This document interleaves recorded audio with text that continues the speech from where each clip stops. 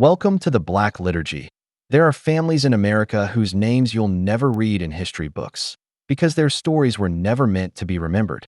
What they fed this nation was not power, but poison. And the bitter taste still lingers. In 1783, 5 years after the British surrendered at Yorktown, a man named Silas Hargrave purchased 92 acres of land in what is now Cumberland County, Virginia. His origins were never verified. No birth record, no land inheritance, no war pension, just a name and a deed written in rust-colored ink that bled through 3 layers of parchment. That land would later become known as the Hollow Harvest. Silas didn't farm corn, wheat, or tobacco like the neighbors. He harvested root crops, ginseng, bloodroot, and something local tongues feared to name, a deep-veined herb the indigenous Powhatan warned could rot a man's thoughts if brewed too long. They called it Niskawanook, bitter root of the berry god. Silas called it Hargrave's vine. The Hargrave estate flourished, but never with workers. No slaves, no hands, no overseers. Locals said the land seemed to till itself, that crops rose from the soil fully formed, bundled in vine and dew. Silas never married, but children, dozens, were seen trailing behind him in the fields. Never the same ones twice. When questioned, he said only this: the land remembers. It gives back what you bury deep enough. By 1791, his bitter extract was being exported to Charleston under the name Veracis tincture, a compound tonic that claimed to suppress grief, purge false memory, and enhance obedience in children. A physician from Massachusetts tested it on a class of orphans and reported a 70% reduction in defiance. The remaining 30% were institutionalized. 2 died. Silas's estate paid no fines. Now, listen carefully, because this is where the pattern begins. In 1803, a second name emerges: Lemuel Caro, a chemist who purchased Silas's old crates at auction after Hargrave vanished during a thunderstorm. Caro wasn't just a buyer. He was a cousin, and he began producing something stronger. Not Veracis, but a new iteration. Binder's drop. It didn't just mute memory. It bound it to symbols, to images, to triggers only known by those trained to speak its language. Binder's drop was used in asylums, in orphanages, in churches. The state said it was calming. Survivors described it as forgetting how to cry while still feeling every reason to. This wasn't just a family business. This was generational engineering. And as you'll soon see, the Hargraves weren't alone. America's darkest dynasties did not rise by wealth or war. They rose by ritual, by control, by burying the truth deep enough that only the land itself remembered, and by harvesting what the rest of us refused to see. That you've heard of the DuPonts, the Rockefellers, the Astors, but have you heard of the Ainsworth line? A forgotten name. And yet, in 1811, 9 Ainsworths held controlling shares in companies that produced ink for every legal document filed in the Eastern Territories. Their ink, a compound of soot and, according to an 1820 customs report, an unidentified resin that smells of turned honey and fermented citrus. Scholars now believe this resin came from the same root Silas Hargrave brewed into Veracis, and when that ink was applied to birth records, land transfers, even church logs, it carried something unseen, a trace, a binding. Documents written in that ink were known to darken with time, not fade. Some grew tacky in humid conditions, as though they were still alive. In 1835, a whistleblower from New York's Records Bureau claimed that 5 entire townships had their records rewritten using Ainsworth ink. What's more, those townships had the highest rates of child disappearances, institutional commitments, and sudden group conversions to obscure faiths like the Tempered Light and the Still Communion. Coincidence? Not when the same families funded all 3. The Hargraves, the Caros, and the Ainsworths. It gets worse. BY 1847. Yes, the same year Reverend Corbin Yates arrived in Hollow Glen. An organization known only as the Bitter Chain was officially registered in Maryland as a Society for the Agricultural Study of Southern Medicinals. Their crest was a rotted fruit. Their motto: that which ferments, binds. Guess who signed the charter? Descendants from all 3 dynasties. But it wasn't just about herbal alchemy. No, this was about control of the American psyche. And you, yes, you watching this, have felt it your entire life that you've forgotten things you shouldn't have. You've remembered things that never happened. You've believed in systems that feed on your obedience, your passivity, your willingness to dismiss the strange in favor of the safe. Why? Because these families don't just shape history. They ferment it. Ask yourself, why do some cemeteries smell faintly of vinegar in summer? Why are there old documents, still stored in university libraries, that stain your fingers after decades, untouched? Why do some institutions insist on boiling water before rituals of memory reclamation, a practice noted in 19th century records from Hollow Glen? Because the rituals never stopped. They simply went corporate. Let me ask you a question.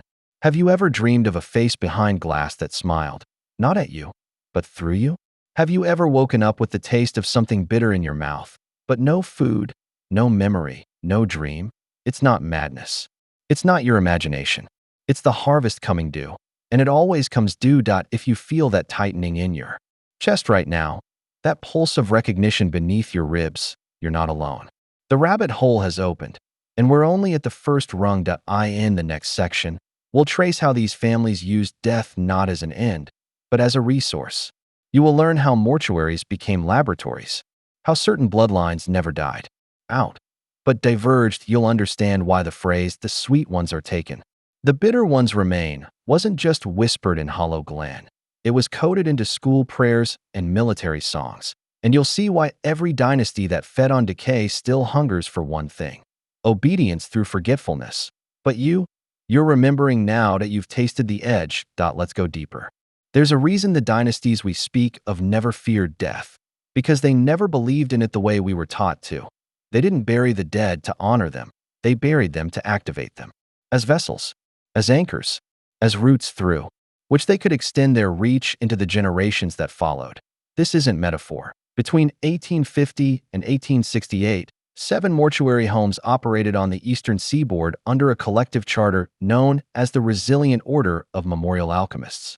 Most were founded by former apothecaries, some trained in London, some in Prussia, but all shared one common background: ties to the bitter chain and its founding dynasties: Hargrave, Carow, Ainsworth, and the rarely mentioned but equally sinister Wexley line. These mortuaries were strategically placed near major railway lines, always within a mile of a church or school, institutions used for psychological conditioning.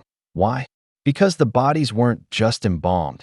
They were steeped, not in formaldehyde, but in a brine solution composed of wormwood, tobacco resin, ash bark, and the same vinegar-based compound used in the original vine cellar rites. This concoction preserved tissue, yes, but it also did something far more dangerous. It imprinted memory. It locked psychological fragments into the flesh, like acidic code. And in the weeks that followed death, those bodies, stored upright in vaults lined with salt glass, acted as beacons. Witnesses reported strange dreams among the townsfolk, memories they didn't own, whispers behind the eyes. Women said they remembered pain they'd never felt. Men recalled names they'd never spoken. Children, those closest to the mortuaries, began to hum the same tuneless rhythm heard at Hollow Glen's sour vigil.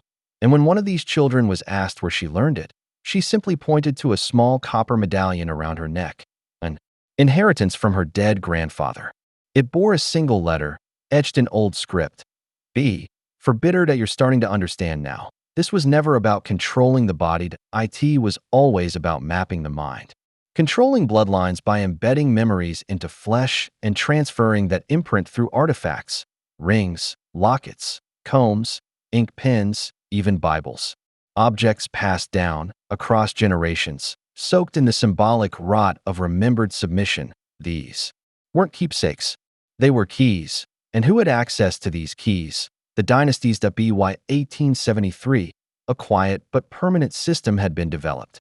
Not visible in any single archive, but traceable through cross-referenced obituaries, school records, and land inheritance filings. Here's how it worked: a child would be born into a family tied, by blood or debt, to one of the 4 dynasties. That child would receive an object by age 6, a blessing from a great-aunt or long-lost uncle. The object, always made of organic material, bone, wood, or oxidized copper, would be soaked in vinegar and buried for 77 days before being gifted.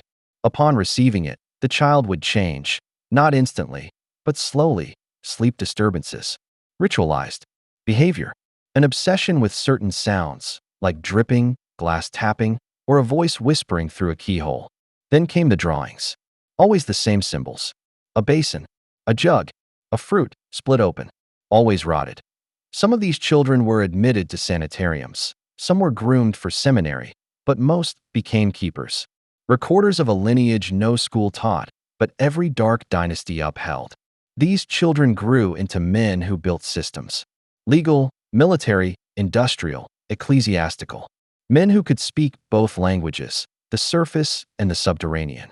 Men who knew how to ferment a nation without anyone smelling the rot. That I want you to pause and ask yourself, what have you inherited? Was there a ring passed down in your family that nobody wears? A Bible no one reads but no one throws away?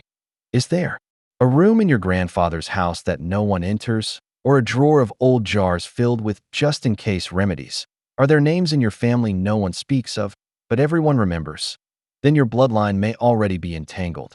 The Wexley line, one of the most obscured, was notorious for what they called invisible inheritance. A system of influence passed through silence, through unfinished stories, through absence. Entire generations erased not by violence, but by neglectful ritual. Let me explain. In 1865, the Wexleys built an orphanage in West Virginia called the House of Bitter Hope. It was never legally registered, but was referenced multiple times in newspaper clippings, mostly around harvest seasons.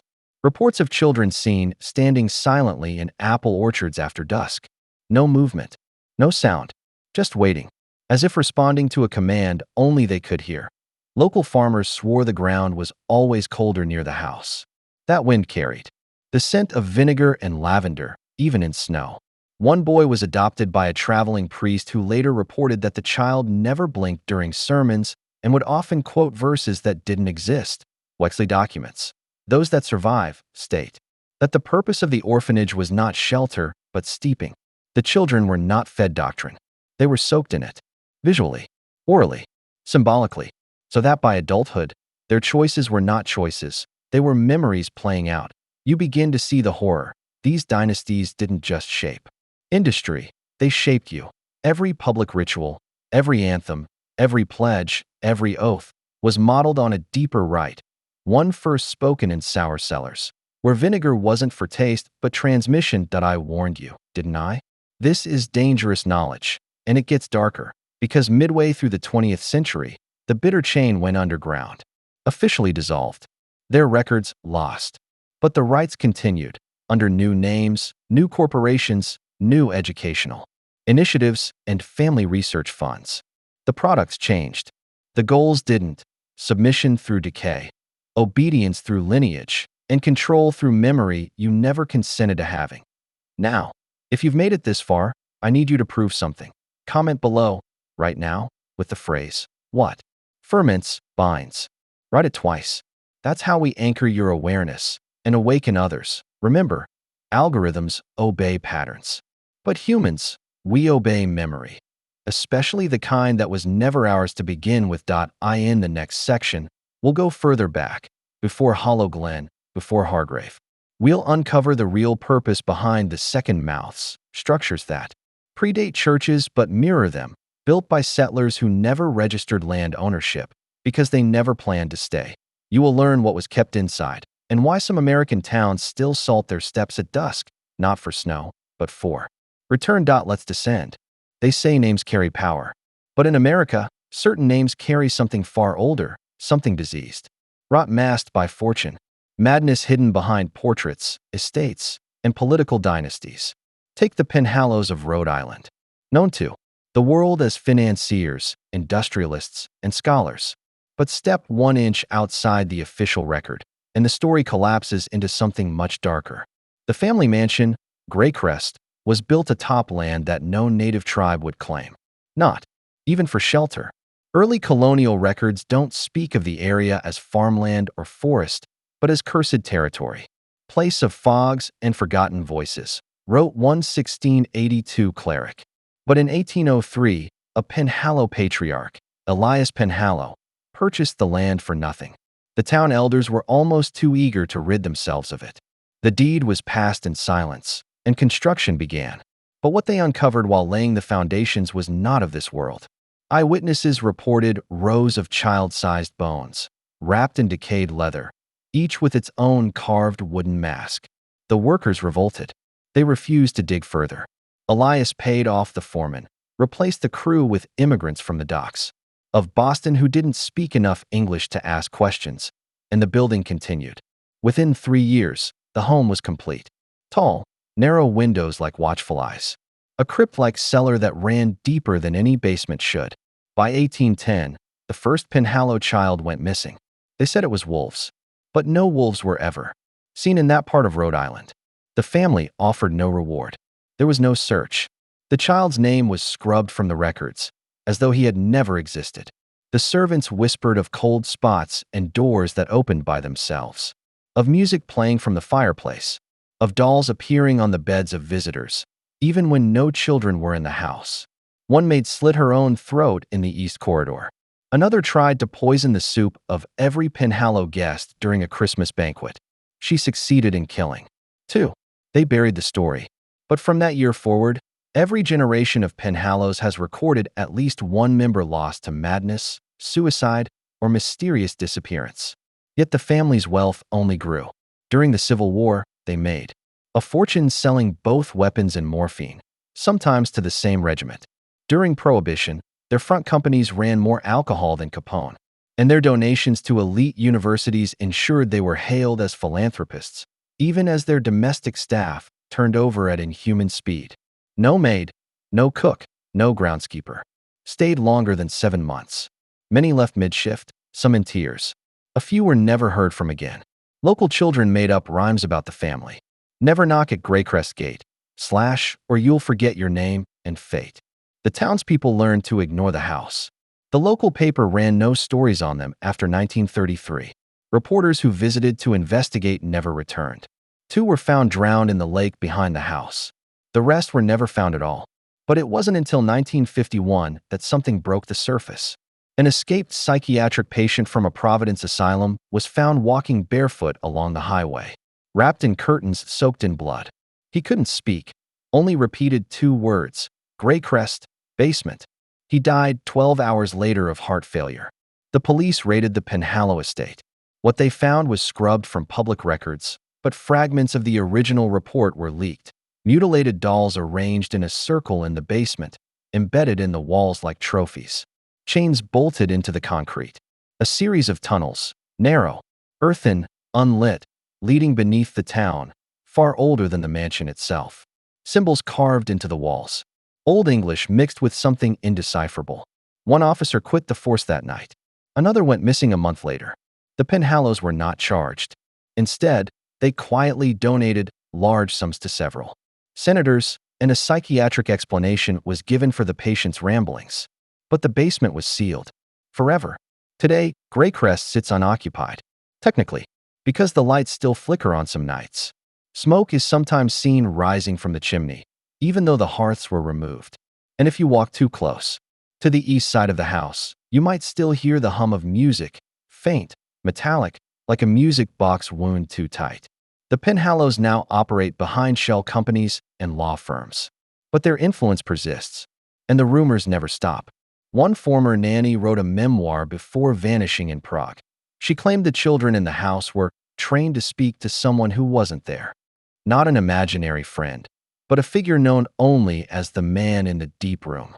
Another guest, a foreign professor, described waking in the night to the sensation of hands pulling at his sheets from underneath the bed. But no one was there. And then there's the family's mirror. A tall, gilded antique passed down through generations. Never photographed. Never shown to the public. Servants claimed the mirror sometimes showed rooms that weren't part of the house, or people who weren't in the room at all. One said it showed her a version of herself with her mouth sewn shut. She left the next morning. No resignation. Just vanished. So the question remains, what is it the Penhallows serve? What power whispers to them through this antique lineage of wealth, secrecy, and violence? And how deep does that power go? Greycrest is just one house, one family. But how many more exist, untouched, unseen, hiding the same truth. America is filled with old families. Some are broken, some are forgotten, but a few are protected, and the protected ones are rarely innocent. There is a town in northern Pennsylvania that no longer appears on modern maps. Once called a Devane, now referred to only in whispered rumors and police files sealed since 1971. The land it stood on has long since been reclaimed by the forest. But the stories persist, and every one of them links back to a single family, the Malloris. Not famous, not influential in the way that draws headlines or makes the history books. But locally, they were everything. They owned the mills, the schools. Even the church bore their name. Mallory money was old money. Pre-colonial, according to some. Before the Revolution, before Pennsylvania was even a state, the Malloris had land deeds signed in inks that no historian could verify. Some said the documents used symbols, not letters. Some said the ink was red, and it never faded. No one ever saw the Mallory patriarchs. They were spoken of like legends. The father, they called him in town. Just that. No name, no photo. But the children, the Mallory heirs, they were real. Perfect, pale children with glassy eyes and identical smiles. Always dressed in black, even in summer. Always walking in silence behind their governess like shadows stitched to her heels. They never attended school. Their tutors were brought in from obscure places, scholars from Hungary, Egypt, even a defrocked priest from Palermo who lasted only 3 weeks before jumping from the church tower. The town priest held mass every week, but never saw a single Mallory in his pews. Still, their money flowed. Donations, repairs, even stained glass windows depicting scenes that no one could identify. Serpents coiled around ladders, a mouth devouring stars, a crowned woman weeping over a burning city. It was said the Malloris followed an older faith, something pre-Christian, something pre-human, but nothing was ever proven. Until 1964. That year, a reporter from Pittsburgh named Evelyn Kessler visited a Devane to do a piece on America's vanishing rural towns. She stayed at the local inn, interviewed shopkeepers, teachers, the mayor, but when she asked about the Malloris, the tone shifted. Smiles faded, doors closed. She wrote in her journal, later recovered from her motel drawer, "There is something wrong here. The people are polite, but their eyes are scared. They act like they're being watched, even when they're alone." The next day, she disappeared. Her car was found at the edge of the forest. Keys in the ignition. Doors open. No signs of a struggle. No footprints. But her notebook remained on the passenger seat, flipped to a final page. One sentence. "The well is not empty." That phrase triggered something. Because weeks later, federal agents descended on a Devane. Officially, they were CDC operatives responding to a potential outbreak. But locals saw what they brought, not medical kits, but explosives. A perimeter was set. The town was evacuated, then burned. Every structure reduced to ash. The ground salted. The well, whatever it was, filled with concrete. And the Mallory mansion? Dynamited into oblivion. No photos were released. No bodies recovered. The town was struck from state records, and aerial maps show only dense woodland where it once stood. But rumors continued. Some say a local boy survived, hidden in a root cellar by his mother. He grew up mute. When asked to draw what he saw that night, he produced images of bodies with their mouths sewn shut, kneeling before a throne of bones. Another tale tells of a priest who confessed to a Vatican archivist that the Mallory family had once petitioned Rome to be recognized as a sovereign theological authority, a church unto themselves. Their creed? A gospel written backward. Their worship? A figure called the Hungering Silence. But these are fragments. Shadows. Nothing in the official record. Still, one truth remains. No Mallory was ever found. No graves. No death certificates. No living descendants. Or so it seemed. In 1997, a geneticist at a private institute in Maine ran a DNA analysis on a strange patient. The sample came from a girl who had never spoken, who had no fingerprints, and whose blood coagulated in reverse. Her genetic markers were unlike anything recorded, but there was a match. A perfect match. From a sealed 1956 Mallory medical file marked "Top Secret, Do Not Open." The geneticist tried to go public. He was found in his lab, eyes boiled, heart crushed inside his chest as though from pressure. The file vanished. And the girl? transferred to an unnamed government facility in the Nevada desert. Since then, no further information has leaked. But intelligence experts speculate that the Malorus, or something using that name, never disappeared. They simply moved underground. Literally, that phrase, "the well is not empty," continues to appear in graffiti across Europe. On a parchment recovered from a sunken U-boat. In the final page of a CIA report on a failed remote viewing experiment. The conclusion always reads the same: the bloodline persists. The darkness adapts. And the public must never know. Because if they did, they might start asking questions about who really runs the towns we forget. Who builds churches with no doors? Who funds private schools with 0 graduates? Who erects monuments in the woods that no GPS can locate? And why those places seem to have one thing in common: no birds ever sing there. When you study American history, you're taught to look at the names on the surface: the Rockefellers, the Roosevelts, the Morgans. But there's one family whose name you'll never find in a textbook, despite the fact that their hands were on the wheel behind more wars, more disasters, and more laws than the public could possibly imagine. They were called the Wexleys. And if you haven't heard of them, that's not an accident.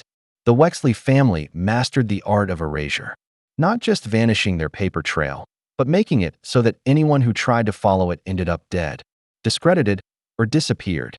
The first Wexley estate was built in 1781 in rural Connecticut, just after the British retreat. It was styled like a fortress: massive, windowless walls, a private orchard surrounded by iron stakes, and underground chambers that the townspeople were warned never to approach. But what unnerved locals the most wasn't the construction. It was the constant sound that came from the estate's inner courtyard. A metronomic pounding, hammer against stone, day and night. Some claimed it was a bell with no chime. Others said it was a punishment ritual carried out in rhythmic silence. None could say for sure, because no outsiders were allowed beyond the gates. In fact, the Wexleys paid an annual silence tax to the town, a sum of gold so large it kept the authorities placated and the newspapers uninterested. The family themselves were rarely seen. When they were, it was always during storms. Covered in black cloaks, faces veiled, feet bare. Even the clergy refused to speak to them directly. Local priests admitted in their private journals that they had been instructed by Rome to avoid the Wexley name altogether, because behind the closed doors of that estate, rituals took place that had no connection to any known faith. Animals weren't sacrificed. People were. And not just once. Records uncovered in 1938 show shipping manifests from Boston indicating the regular transport of packages to the Wexley compound, each weighing between 100 and 150 pounds. The crates were marked not with names, but with birth dates and something called a concordance rating. No explanation was ever provided. But in 1955, a historian named John Larchmont tried to investigate further. He obtained old property, ledgers, correspondences, even a Wexley family Bible. Inside it, he discovered pages that had been sewn together. When carefully separated, they revealed a litany of names, all children, ages 4 to 12. Each entry ended with the phrase, "Return to the Stone Father." Larchmont never published. He was institutionalized within a month of his discovery, found scribbling the same symbol over and over, a triangle with an open eye, being closed. In his final taped interview, he whispered one phrase again and again. The lineage is recursive. Recursive, repeating, doubling back on itself. That's when cryptographers got involved. And what they found shook even hardened analysts. The Wexley crest, engraved into iron gates, stitched into garments, pressed into wax seals, wasn't a family emblem. It was a cipher, a rotating one. And every 23 years, it changed. When decoded, the crest didn't bear names. It bore instructions, geographical coordinates, ritual protocols, timed alignments with lunar cycles and magnetic anomalies. This wasn't genealogy. It was programming. The family tree was less a record of descent than it was a set of activation patterns. And if the Wexleys were programming something, it wasn't just bloodlines. It was events, financial collapses, assassinations, cultural shifts, each mapped to a Wexley cycle, as dubbed by researchers: 23 years, 23 weeks, 23 days. But here's where things turn even darker. A single document found in the wreckage of a Wexley storage vault in 1973, a vault that burned under mysterious circumstances, revealed the true purpose of the cycles. It read, "At each completion, one child ascends. One bloodline is unlocked. One veil is lifted. The rest are returned to stone." Decades of study have failed to decode the full meaning, but patterns remain. The Wexleys were linked to the sudden deaths of congressmen in 1901, the unexplained blackout of the New York Stock Exchange in 1922, the mental breakdowns of 3 U.S. presidents, all of whom, coincidentally, had visited a retreat in northern Connecticut whose land once belonged to the Wexley family. The most disturbing connection came in 1986, when a journalist named Ruth Chapman traced the Wexley DNA, covertly preserved from an old razor blade sample, to a child currently held in a private clinic in Arizona. The child had no parents, no history, but displayed terrifying abilities: magnetic interference, psychic suggestion, and an aversion to religious symbols of any kind. Ruth tried to publish her findings. She vanished. Her home was burned. Her name erased from public directories. But a single microfilm copy of her manuscript survived, buried in a university archive in Sweden. Its contents? A map of America marked with 23 dots. All sites of major national trauma, school massacres, bombings, riots. Each dot labeled with a Wexley phrase: "Stone returns." The child listens. Ascension pending. Experts believe the Wexleys may not have been a family in the conventional sense, but rather a vessel, a host body for something older than history. A consciousness that moves through blood, transferring itself every 23 years into a new form. Not reincarnation, not possession, something more calculated, more surgical, like changing masks. In 2009, a rogue government insider leaked a redacted file from Project Abraxas, detailing efforts to isolate bloodline anomalies connected to the Wexley Protocol. The file suggested a Wexley birth event was imminent, due 2023. Preparations were made. Facilities were constructed in Alaska, in Iceland, in a decommissioned missile silo beneath Nebraska. But the anomaly was never intercepted. The file ends with a single sentence: "We failed. The new vessel walks freely." The lineage is recursive. That same year, a child appeared in Washington, D.C., unknown, unaccompanied, and seemingly without identity. Taken into federal custody, she spoke 13 languages, including 2 that don't exist. When shown the Wexley crest, she smiled and said, "It's not a family tree. It's a lock," then refused to speak again. She was transferred, record sealed. But every now and then, her drawing appears online, sketched by strangers, sent through anonymous accounts. The drawing is always the same: a triangle with an eye being closed. And underneath, the words, "One more cycle." Then the gate opens. There's a little island off the coast of Georgia that appears on no tourist guides, no public ferry routes, and no Google Maps satellite imagery past 2011. Its name was once Jacura. Today, if you mention that word to old sailors in Savannah, they either laugh nervously or cross themselves. But back in the early 1800s, Jacura was home to a family so feared, so entrenched in occult practices, that whispers of their name caused coastal churches to ring their bells at midnight, every night, for protection. They were called the Vauntry family, French Huguenots by origin, or so they claimed. But their customs, their architecture, their behavior, it didn't match anything known to Europe. The Vauntry estate sat in the heart of the island, an octagonal manor made of black basalt stone not native to the region. The windows were stained not with color, but with iron lattice patterns that filtered the sun into strange, shifting sigils on the floors. The family never ventured inland. They received visitors by boat only during the full moon. Their servants were mute. Their dogs had their eyes sewn shut. And the birds, no birds ever nested on Jacura. When asked why, the locals replied, "The air don't let them."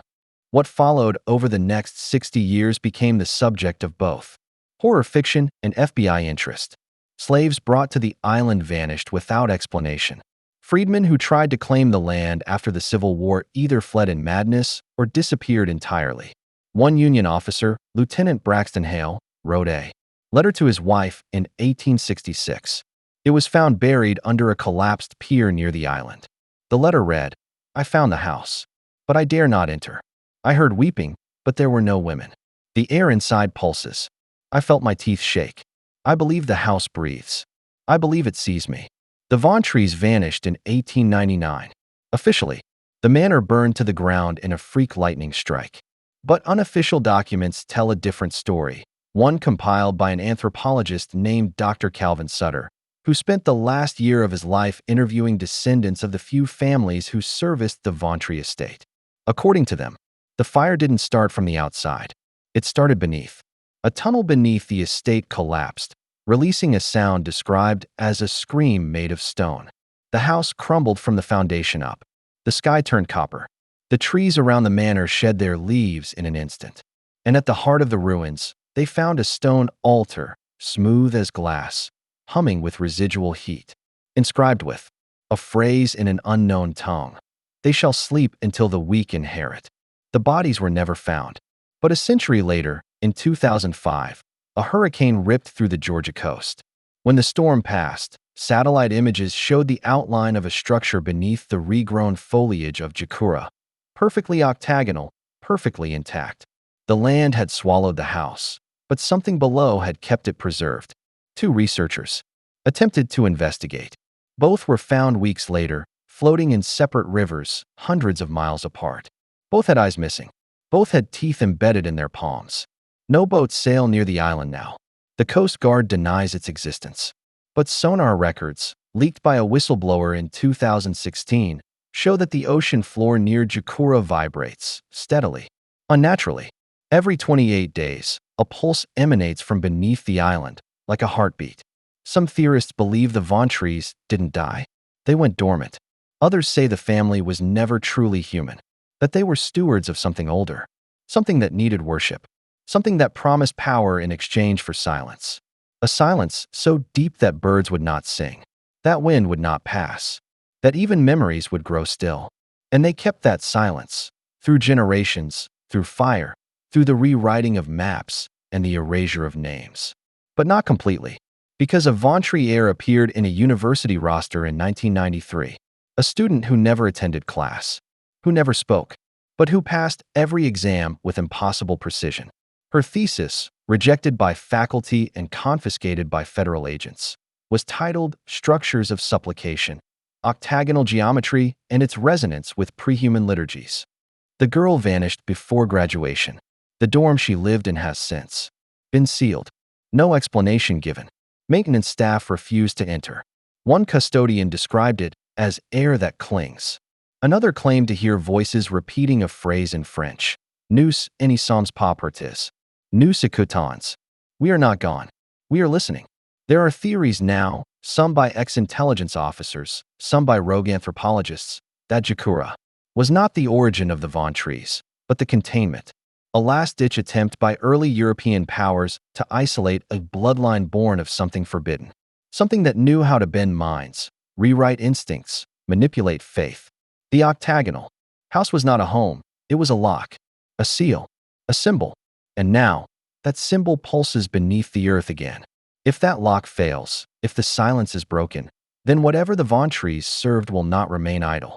It will return, not as a god, but as a correction, a force to reclaim the world it once ruled. The question we're left with is not whether they're real. The question is why this story was buried. Why no official record acknowledges Jacura?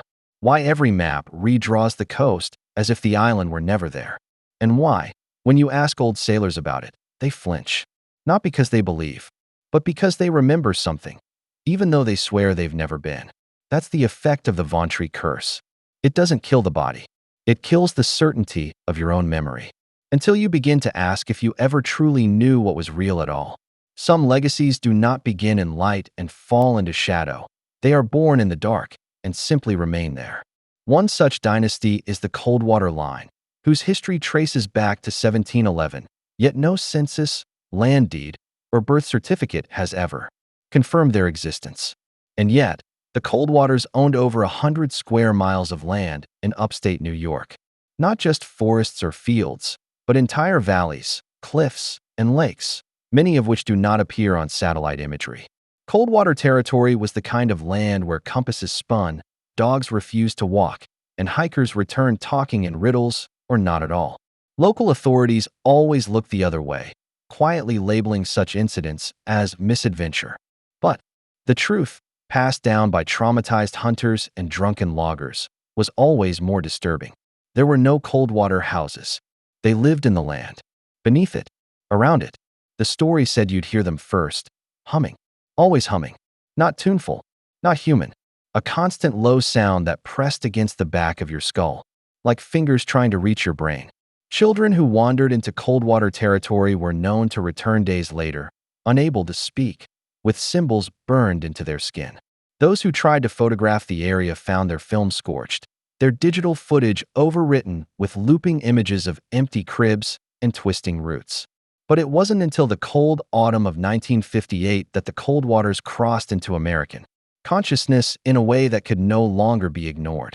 That year, a Greyhound bus traveling from Albany to Buffalo vanished with all 27 passengers. It disappeared not near a cliff or body of water, but on a stretch of road that passed through Coldwater Land.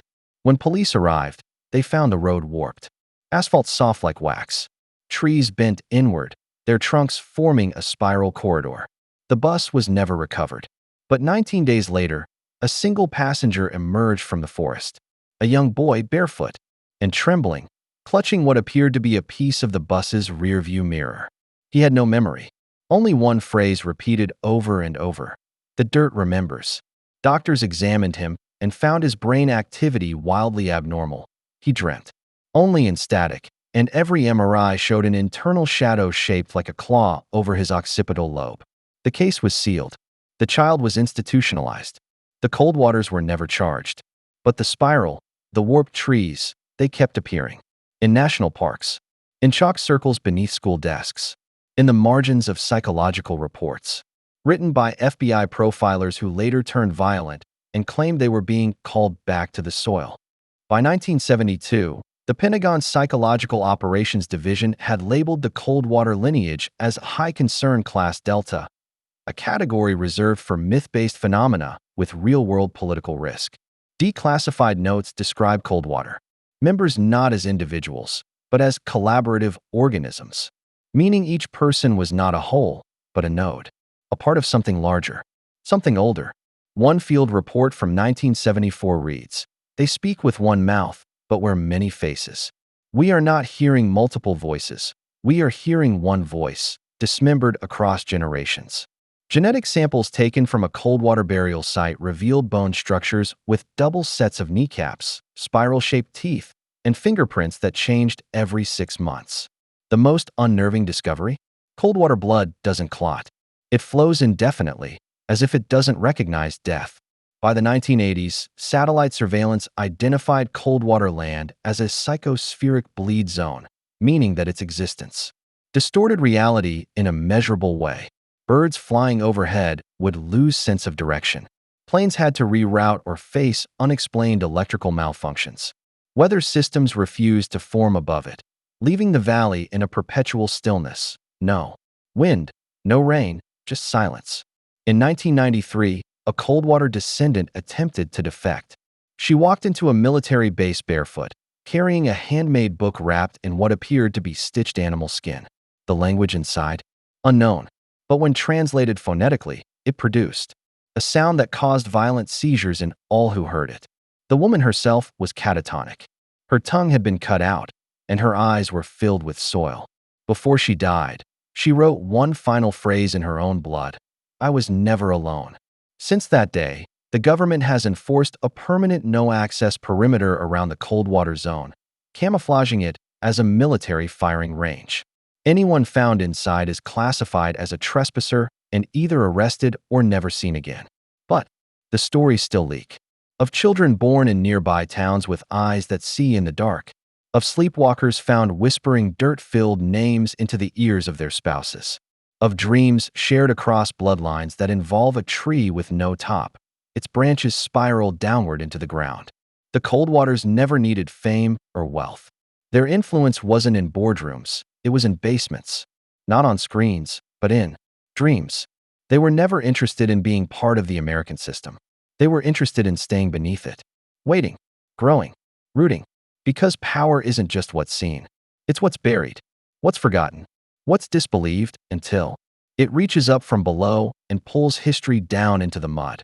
In the heart of the South, nestled between the choking silence of pine trees and forgotten railroad lines, sits the remnants of the Wexler estate, a sprawling, moss-draped nightmare that once held dominion over the land, the law, and the people who dared to live beneath its shadow. The Wexlers were never just landowners. They were something older, more calculating. While plantation families around them displayed ostentatious wealth and Christian piety, the Wexlers operated in secrecy. They owned no churches, no schools, or their name. Yet, their reach extended into every court, jail, and medical board across 3 counties. It was said that to be born in Wexler country meant your blood belonged to them, whether you knew it or not. The Wexlers traced their roots to 1681, arriving from the Orkney Islands not as settlers, but as harbingers. That's how they signed their immigration records, an archaic term meaning those who prepare the way. The question was, the way for what? The estate itself was unnatural. Locals swore that the trees around it never lost their leaves, that its windows reflected your face, but not your expression. In 1803, the governor of Georgia visited the Wexler home. His diary entry read, "They fed me soup without flavor, meat without sauce, and a woman who never blinked. I left a different man than I entered. Something left with me. I do not sleep." That man died 8 months later, having clawed his own throat in a locked room. But this was only the beginning. By the Civil War, the Wexlers had perfected something no other family dared even approach: selective disappearance. Between 1859 and 1871, over 300 men, women, and children vanished within the counties that bordered Wexler land. No bodies, no graves, just silence. Law enforcement would investigate, only to resign shortly after or commit suicide. Those who stayed longer began to describe bizarre symptoms: bleeding from the eyes, inability to distinguish left from right, and compulsive drawing of spirals with their own blood. A former sheriff wrote, "The Wexlers don't kill.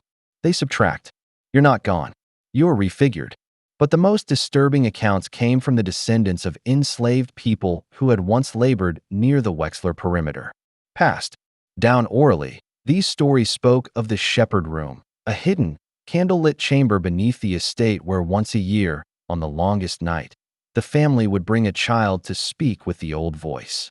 No one knew what the old voice was, only that those children never returned, and their families were later gifted parcels of land, mysteriously rich with black soil that never eroded. The wealth of the Wexlers didn't come from cotton, tobacco, or timber. It came from silence. It came from obedience. And it came from something buried beneath the foundations of the estate, long before the first brick was laid. In 1912, a young minister tried to expose them. He preached fire and judgment, claimed the Wexlers had made pacts not with devils, but with something older and more precise. He vanished. 3 months later, his entire congregation was found in the woods, laid in a spiral pattern, their bodies unmarked, eyes open, tongues removed. Not a single animal touched them. The land around them never grew again. The event was officially declared mass hysteria, and the Wexlers donated generously to the investigation, which promptly ended. But beneath the generosity, something grew. People in nearby towns began to see identical children, pale boys, and girls with the same eyes, same voice, appearing in different counties at once, asking the same question: "Do you remember the shepherd room?" These children were never enrolled in schools. They left no footprints. They would simply appear, ask their question, then vanish. And wherever they did, someone soon died of unknown causes. By the 1950s, the Wexler bloodline had embedded itself in psychiatric institutions, experimental biology programs, and fertility clinics. Government documents redacted entire pages when it came to the family's funding sources. One FBI analyst wrote in a leaked memo, "We don't know what they are. We just know the world changes around them." The most chilling evidence came in 1989, when a structural team investigating a sinkhole near the Wexler grounds accidentally uncovered a series of tunnels beneath the estate. These were not man-made. The walls were carved in perfect symmetry, with markings in a language no one recognized, but which appeared again in the dreams of every worker present. One man woke up screaming every night at exactly 3:03 a.m. saying, "Only, the corridor is awake." All 7 workers committed suicide within 6 weeks. The tunnels were sealed. The case was buried. The Wexlers sent a handwritten thank you note to the mayor, written in blood. Not human blood. The family vanished from public records after that. No deaths reported. No births. Just silence. Yet reports continue. A town council vote changed with no explanation. A courthouse burned under mysterious circumstances. A school nurse spoke in tongues after treating a child named Wex. When questioned, she said, "He had no shadow. I checked 3 times. He thanked me without moving his mouth." The nurse now resides in a private facility, and no student by that name was ever registered. That is the true nature of the Wexler dynasty. Not domination, not visibility, but transformation. They don't need to be known. They need only to be remembered in silence, feared in dreams, and obeyed by those who never even realize they're obeying. Evil doesn't always roar. Sometimes it hums beneath the soil, patient, precise, waiting. And when you finally hear it, it's already inside you. The Wexlers never wanted power. They wanted permanence. And they got it. There are names that disappear from textbooks not because they were unimportant, but because they were too dangerous to remember. The Hargrove family of Vermont was one such name. Their influence wasn't spread through wealth, but through ritual, quiet, methodical, and utterly untraceable. To speak of them aloud in Montpelier during the early 1900s was to invite silence from your neighbors, whispers from your children, and dreams that always ended in snow. No photographs exist of the Hargroves before 1920, though census records show their presence dating back to 1792. They were noted as land stewards, a title never clearly defined. Their mansion, which sat on the edge of Harlow's Creek, was more fortress than home, constructed of dark stone, windowless on one side, and rumored to hum when the moon was full.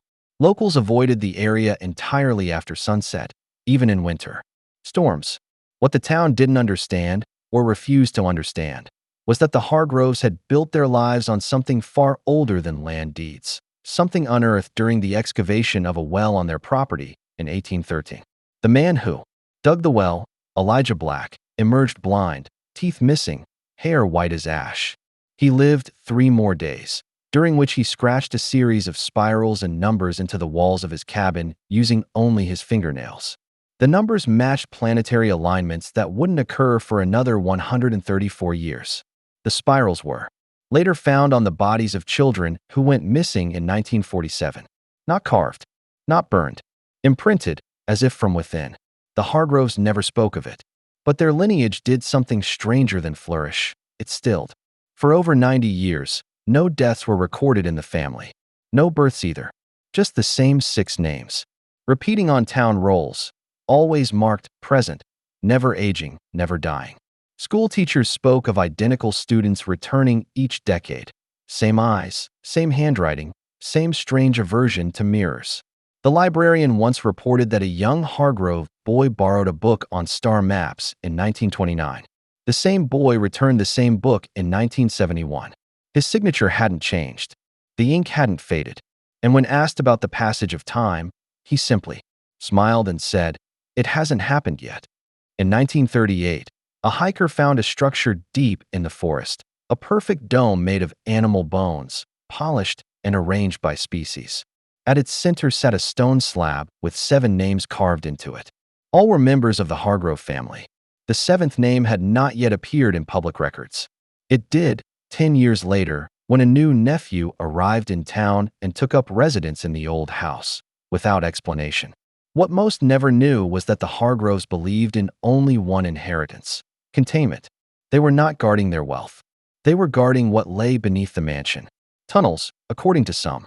A chamber, others claimed. But what was universally agreed upon was that their land had rules. At night, no music could be played above a certain pitch. No doors were to be opened in multiples of 3. Mirrors had to be turned to the wall before sunrise. And above all, no one was to speak the family name after midnight. When a drunk teenager did just that in 1954, shouting Hargrove 3 times into the still night as a dare, his body was found the next morning, curled into a fetal position, his face contorted into a grin so wide it had torn the flesh around his mouth. His eyes were missing, and in their place were pine needles, arranged to point west toward the Hargrove estate. That night, dogs howled until dawn. No one slept, and the Hargroves sent fresh bread to every household, as if to say, "We forgive you." Or perhaps, we know. The Hargrove women were another mystery entirely. Not one had ever been seen outside of the estate by anyone unrelated to the family. Yet, letters appeared in post offices across New England, written in their names, with instructions on herbal compounds, ritual timings, and psychological tuning, a term no psychiatrist could explain. One of these letters arrived at a university lab in 1962. It contained the genetic sequence of an as-yet undiscovered plant. That plant was later found growing wild behind the Hargrove mansion. It has no known family in the botanical record. It bleeds when cut. Scientists who studied it reported dreams of drowning in cold light, and one professor disappeared entirely after stating in a lecture that the Hargrove line is not human in the usual sense. The lecture was erased from the archives the same week. In the early 1980s, the government briefly investigated the estate under the guise of zoning violations. The team sent included 2 agents from a classified branch of the Department of Energy. They entered the property. They never came out. The official record lists them as having resigned. Their families received pensions and signed documents barring them from ever mentioning the Hargrove family. In 1999, during the Y2K hysteria, a group of local teens attempted to break into the estate, live-streaming their approach. What began as a jokey exploration ended in panic. The video feed, still available in fragments, shows one teen walking toward the old well, only to collapse mid-step. The others scream, then go silent. The footage ends with a single frame, a spiral made of teeth, blinking. No explanation has ever been provided. But those who watched the clip live reported insomnia, severe nausea, and hallucinations involving a figure of light with no mouth. The Hargroves released a public statement afterward. It read simply, "We are not the end. We are the lock." And in a final twist that would go unnoticed by most, the property was sold in 2007 to a shell corporation based in Geneva. Yet, neighbors still report lights in the windows, a fire burning in the chimney, and soft, rhythmic sounds from underground that only stop when acknowledged. You cannot kill what doesn't exist on your terms. You cannot threaten what is already stepped outside the passage of time. The Hargroves are not gone. They are in waiting, like frost beneath the ground, waiting for the sun to slip. And when it does, when the world stumbles even slightly off its axis, they will not return. Because they never left. And all those who remember them have already spoken their name in the dark. In the heart of Louisiana's forgotten wetlands, where roads rot and maps lie, there exists a family so entwined with death and rebirth that even locals dare not say their name aloud. The Landrew family, never registered in census, never taxed, never buried. For over 150 years, they have been the silent architects of ritual, superstition, and fear. Their story begins not in a house, but in a sunken church. The original Landrew patriarch was a French Jesuit exile who was excommunicated for heresy in 1794. His crime? Writing a theological tract that claimed true resurrection could be forced, not granted. He argued that if man controlled death, he could control God. Banished to the swamps of the New World, he built what he called La Chapelle du Sang, the Chapel of Blood, deep in the marshes, surrounded by willows that bent unnaturally toward its spireless dome. There, he bred a family, not through ordinary reproduction, but through a series of stolen women and ritual pairings, as if the bloodline were being cultivated like a crop. From the start, the Landrews were not concerned with money or status. Their wealth came from silence, from secrecy, from extracting parts of the natural order and twisting them into tools. Crops grew better near their land. Weather passed around their homes. Animals followed them, and people disappeared. A staggering 94 documented missing persons between 1851 and 1910 within a 10-mile radius of their land. All of them last seen walking in the direction of a singing fog. Witnesses say it wasn't a song. It was a name, chanted low like something humming from the mud itself. The Landrews kept no livestock. Their meat came from elsewhere.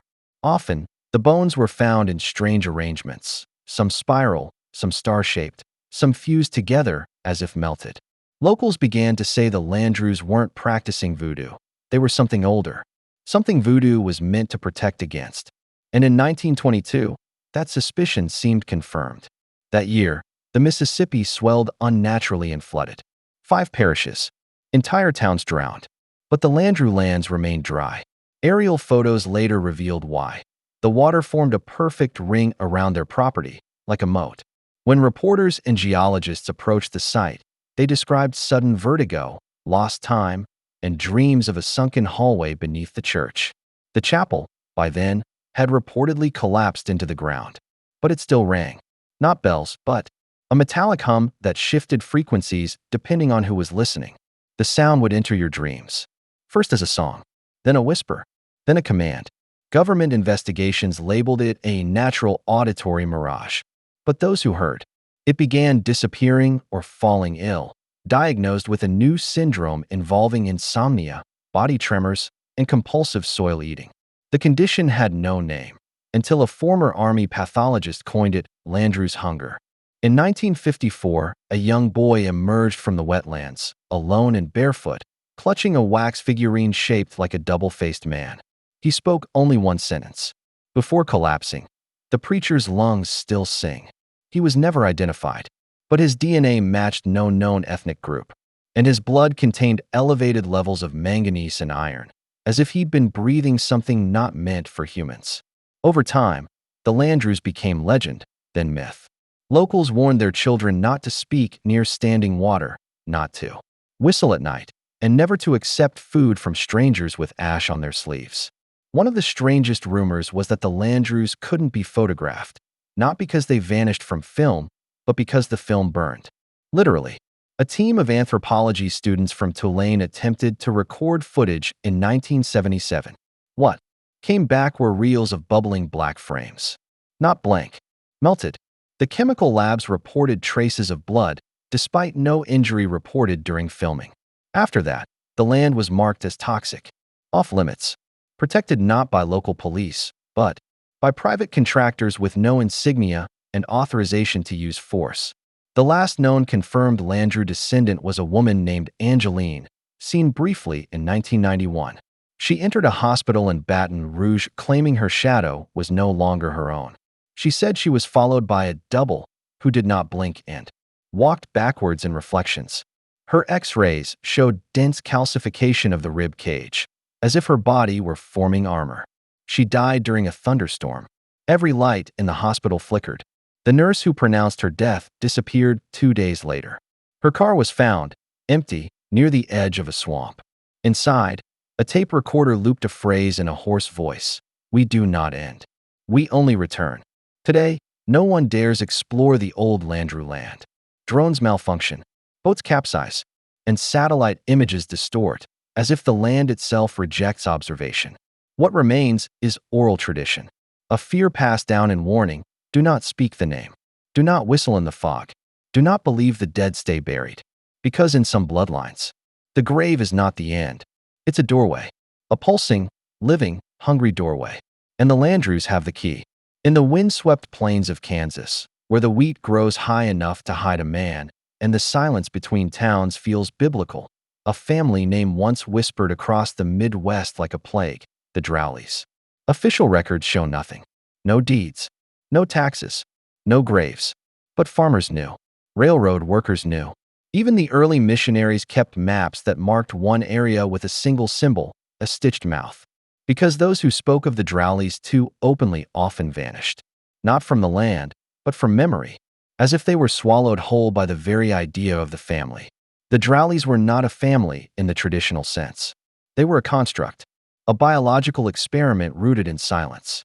Their origin traces back to a sect of Civil War medics who, after witnessing the carnage of battlefields, became obsessed with the idea that speech, human language itself, was a contaminant.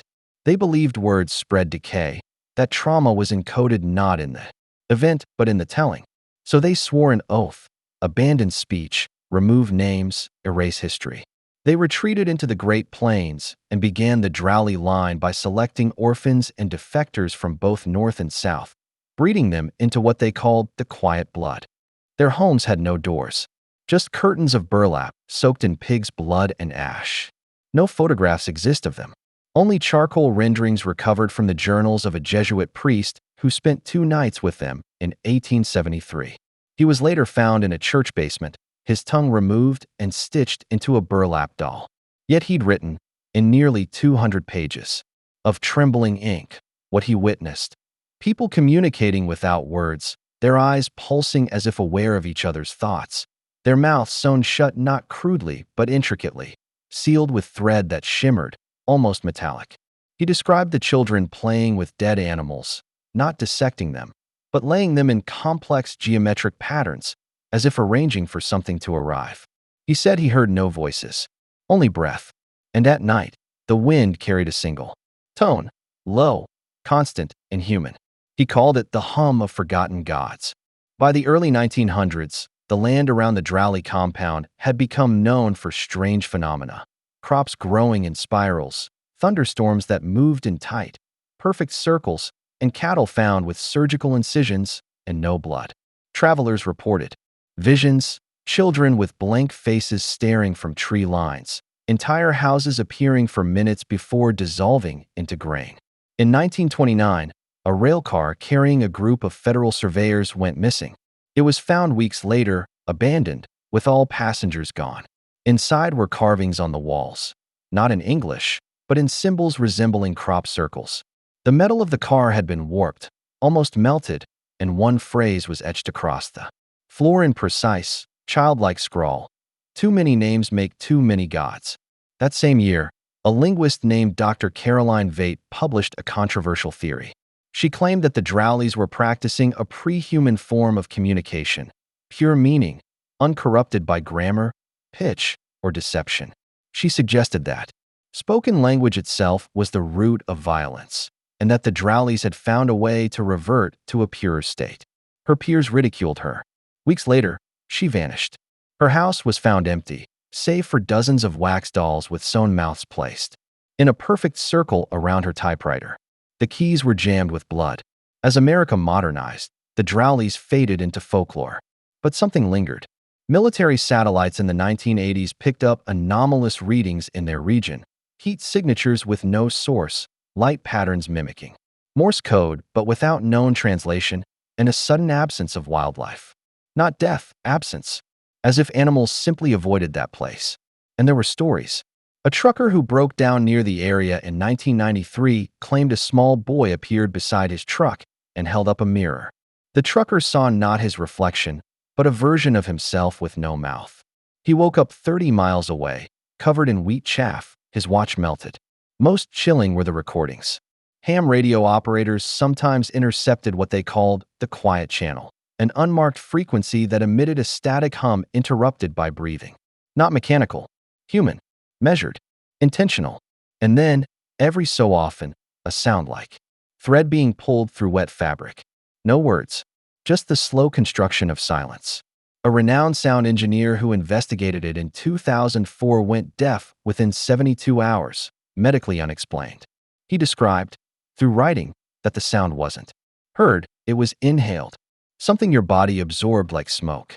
He wrote one phrase before his disappearance: "The Drowleys do not speak. They remember for us." That phrase appears again, etched on the side of an abandoned water tower near the supposed location of the Drowley homestead. The paint never fades. It glows faintly at night. No one claims to have written it. And when attempts are made to photograph the area, the images arrive scrambled. Not blurry, encrypted. Some researchers claim to have found binary patterns in the image noise. Others say it's nonsense. But one AI researcher ran the patterns through a neural decoder and received a message. You were not supposed to remember. What the Drowleys represent is not evil in the traditional sense. Not murder. Not power. But deletion. A deliberate redaction of human progress. A family line whose goal was not to build, but to erase. They are the anti-memory. And their legacy isn't carved in stone, but in absence. In every story you forgot. Every dream you couldn't hold on to. Every name you almost said, but swallowed instead. They live in the silence between headlines, in the hum between radio stations, and in the way some children still draw houses, with no windows, no doors, and a single thread crossing the mouth of every figure. In a crumbling mansion tucked into the hills of Pennsylvania's coal region lies the origin story of a dynasty that built its empire not on industry or inheritance, but on silence, sacrifice, and sulfur. The Whitlock family, rarely seen in daylight and never photographed, began as Welsh immigrants in the early 1800s, arriving not with dreams of prosperity, but with a book bound in skin and a name older than their own. They spoke little English, and what they did speak was deliberately incorrect, as though mispronunciation was their protection. The first recorded Whitlock patriarch, Elidor Whitlock, purchased a massive tract of land atop a hollow coal vein, land that was considered cursed by miners for generations. Beneath it were caves too symmetrical to be natural and sounds too mechanical to be wind. Locals called it Hell's Gullet and refused to go near it. Elidor did not just settle there. He built a house directly above it. Not a home, a listening chamber, a 4-story structure with walls 12 inches thick and no windows on the lower floors. The upper floors were never finished. From its inception, the house was never meant to be seen. It was meant to contain. Inside, the Whitlocks hosted no parties. They accepted no guests. But smoke could be seen rising from their chimneys at odd hours, yellow, oily smoke that smelled faintly of rust and fennel. The few who approached claimed to hear a deep droning, like a war horn, coming from beneath the house. It made your eyes water and your molars ache. But the Whitlocks never seemed bothered. They grew richer without working. Coal veins around. Their property collapsed, yet their mine yielded constantly, though no one ever saw workers go in. Documents showed 0 employees, 0 exports. Yet the family's fortune grew. By 1863, they had donated entire libraries to universities that did not exist. Their name began appearing in odd places, on pages of anatomy textbooks, in corner notes of mining permits, scratched into courthouse benches in towns hundreds of miles apart. What made them infamous, however, was not their money, but their rituals. Every equinox, a dull bell could be heard across 3 counties. It never chimed. It vibrated. Earth trembled. Birds vanished. Livestock miscarried. And someone, always someone, was found dead with their skin turned inside out, placed reverently at the base of the Whitlock Hill. Not buried. Displayed. Like an offering. Police attempted investigations, but all files vanished. Witnesses recanted. One sheriff who pressed too hard woke up blind, screaming that the walls had faces. He later swallowed a coal shard and choked to death in his cell. His final words were, "They walk in sound." In 1904, a geologist from Boston attempted to map the tunnels beneath the Whitlock estate. He descended with a team of 3. Only he returned. Hair white, eyes crusted shut. He never spoke again, but his hands trembled in patterns, tapping sequences on the asylum walls over and over. Those patterns were later identified by military cryptographers as a form of protocode, one that didn't match any known language but bore resemblance to early sonar readings. What was the Whitlock mine listening to? Or, worse, what was it responding to? The family was not just harvesting coal. They were communicating. And every year, they left a gift on the land above. Not human remains, always. Sometimes it was a creature. Once, it was a calf with human teeth. Another time, a mass of hair and teeth with no bone. Always placed carefully. Always aligned. With the stars. In 1928, lightning struck the house directly. It burned for 3 days and 3 nights. But it didn't collapse. The flames flickered unnaturally, some burning blue, others red, and others green. Firefighters reported the sensation of being watched from beneath the house. They refused to return. When the fire died, the house stood charred but whole. No one has entered it since. Those who tried claimed the door swells like breathing when approached. The structure now sits behind a fence of ironwood and barbed thorns, uncared for but untouched by time. It's as if the land itself won't reclaim it. In the decades since, descendants of the Whitlocks have been found in positions of quiet influence: lawyers, archivists, mineral rights brokers, each connected to mines, basements, tunnels, or storage facilities.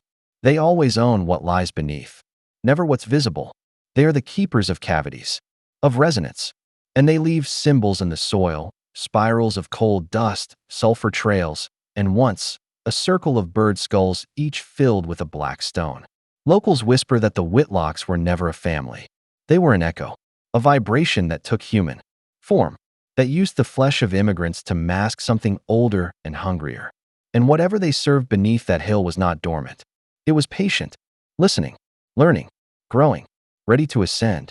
In the scorched heartland of Kansas, where wind moves like a whisper through brittle stalks of corn and the sky hangs low like judgment, the Bramhall family etched their name into the annals of darkness not through crime, but through obedience, to a presence they called the Hollow Man. Their origins, like many others cloaked in myth, are disputed. But what remains undisputed is that the Bramhalls arrived in 1839 with no history before them, no immigration records, no property claims, no paper trail at all. Just 3 wagons of antique furniture, 6 mute children, and a man named Uriah Bramhall who claimed to be a doctor but carried no tools and refused to enter churches. The land they settled was considered infertile. Previous homesteaders had abandoned it due to sorrow in the soil, a phrase written in the final journal entries of a widow who hanged herself from a mulberry tree, now dead and petrified. Within a year of the Bramhalls' arrival, strange things began. Crops grew in geometric patterns, their roots twisting around buried bones that no one had planted. The wind no longer whistled, it moaned. And animals born on Bramhall land were often found with fused limbs or double hearts. But no one dared accuse them. Uriah held a kind of stare that made men forget why they approached. It was said his pupils didn't dilate in sunlight, and his shadow sometimes moved a second too late. The children, silent and pale, played only. At night, whispering in circles, their hands caked in something too dark to be dirt. By 1851, the Bramhall farm expanded unnaturally fast. Neighbors who tried to buy land nearby either went missing or returned months later unable to speak, their tongues sewn with horsehair and eyes sunken as if they had stared too long into a furnace. A traveling reverend who attempted an exorcism vomited teeth for 3 straight hours before dying in front of the barn, which no one could enter afterward without becoming violently ill. What did the barn contain? No one knows. Some say a creature. Some say a portal. Others claim it was a mirror, but not one that showed reflections. One that showed debts. Inside the Bramhall home, visitors reported portraits that bled in moonlight and a fireplace that roared when no fire was lit. But the most chilling testimony came from a census taker in 1860 who said he was offered tea by the Bramhall matriarch, Esther, only to look into the cup and find tiny hands clawing up the inner porcelain, hands with fingernails made of ash. He ran. He was never seen again. And yet the Bramhalls were never accused. Their influence grew, especially during the Civil War when soldiers from both sides mysteriously disappeared near their land. A Confederate general reportedly tried to commandeer their property. His men vanished in a night. Their uniforms were later found stuffed with corn husks, hanging from trees like scarecrows, but their bones were never recovered. In the 1880s, a group of spiritualists from Boston attempted to cleanse the Bramhall grounds using rituals, sigils, and salt circles. They camped for 5 nights. On the 6th morning, only one remained. A woman named Miriam who scribbled endlessly in charcoal. Her notes repeated a single phrase: "He wears their mouths like gloves." And beneath that, the Hollow Man smiles with borrowed teeth.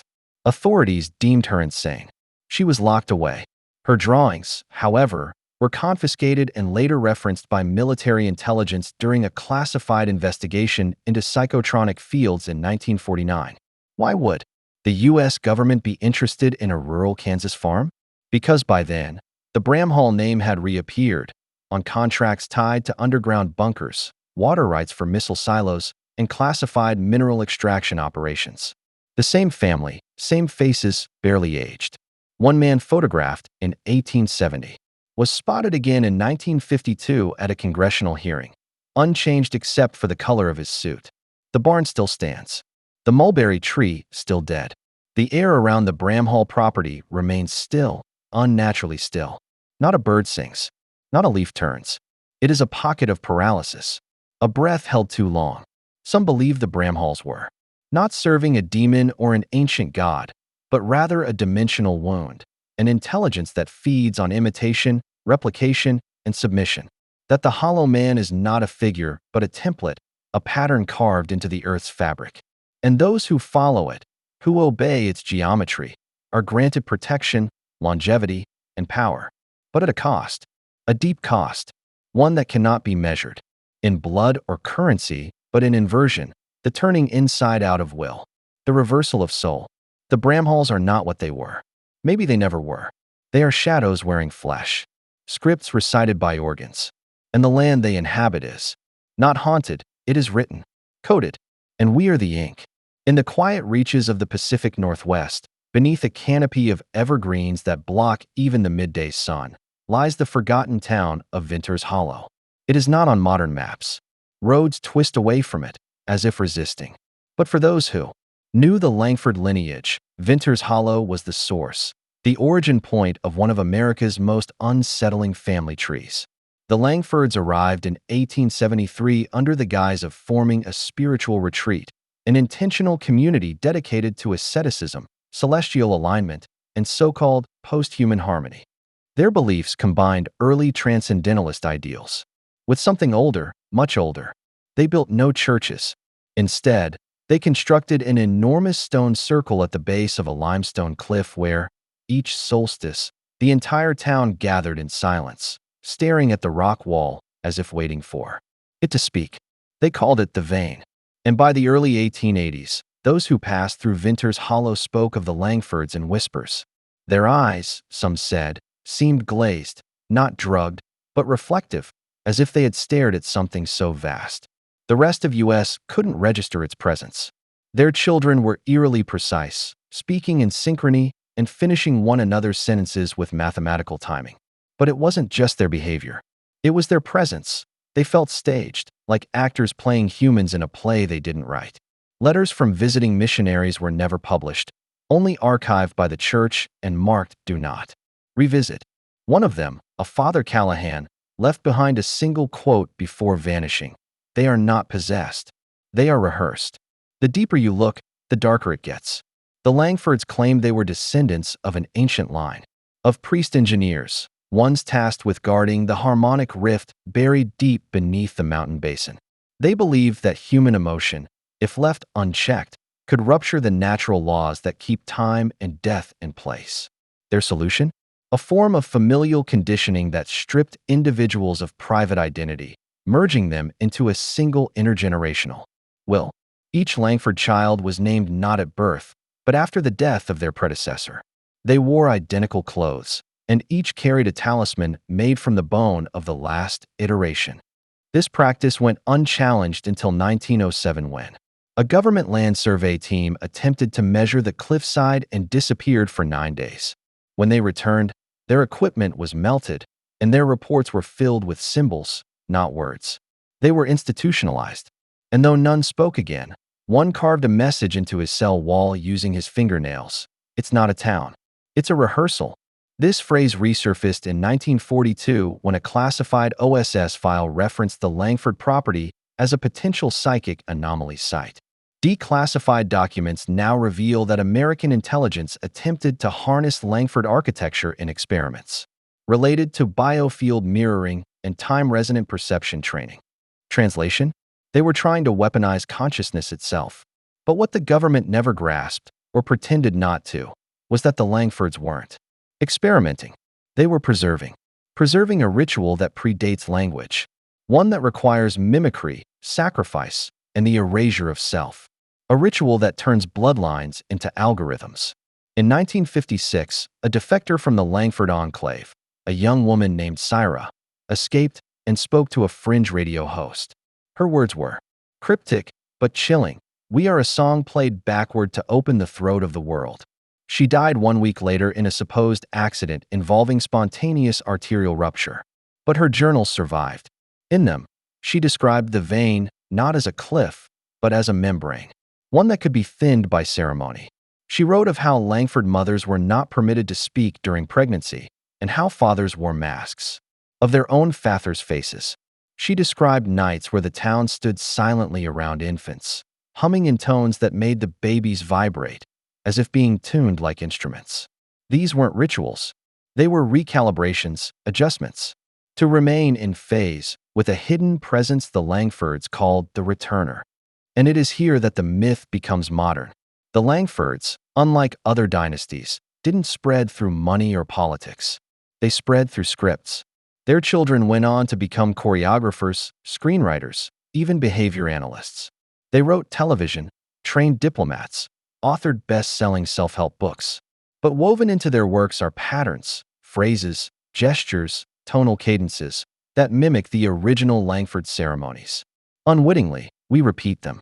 In conversations, in media, in education. The Langfords no longer need a town. Their stage is the world.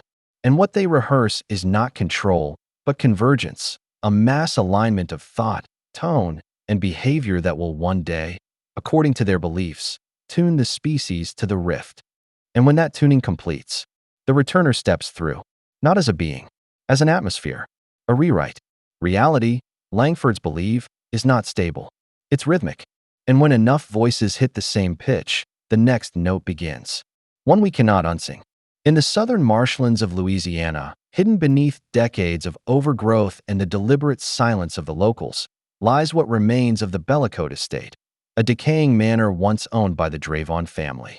Their legacy is almost entirely erased from public memory, yet in the faded ledgers of occult investigators and scattered testimonies buried in mental hospital archives, their name carries a resonance like a bell tolling beneath the water. The Dravons arrived from France in 1811, wealthy beyond explanation, with no visible trade, no allies, no desire for integration.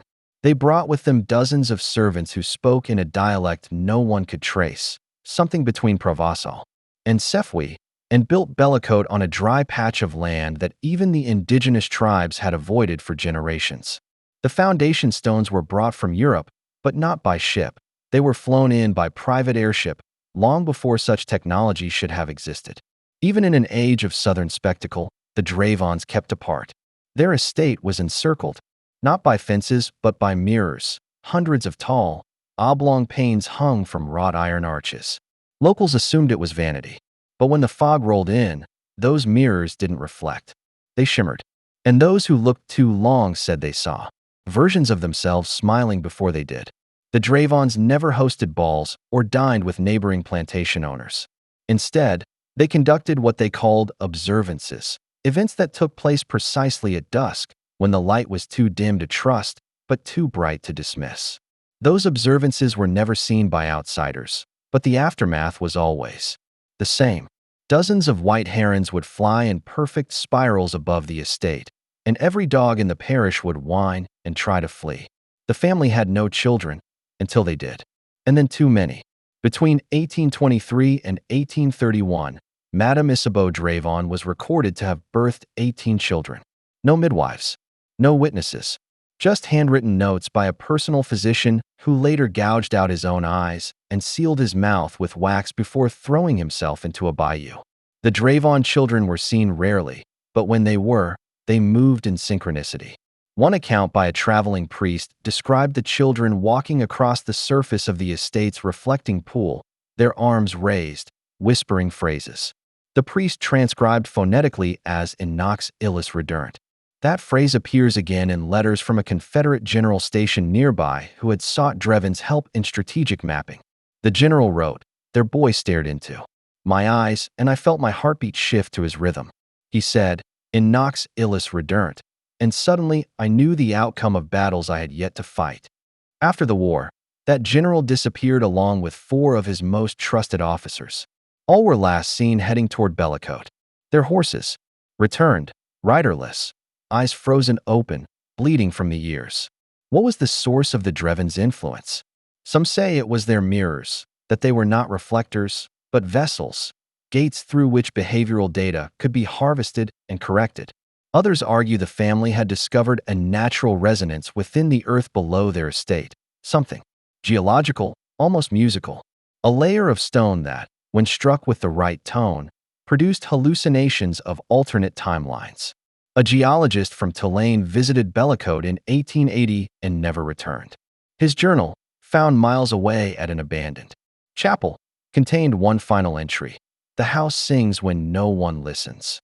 That phrase appears again in the 1930s, when a child star from the silent film era vanished for 4 years, only to reappear in a New Orleans orphanage speaking fluent French and carving Dravon symbols into the floorboards.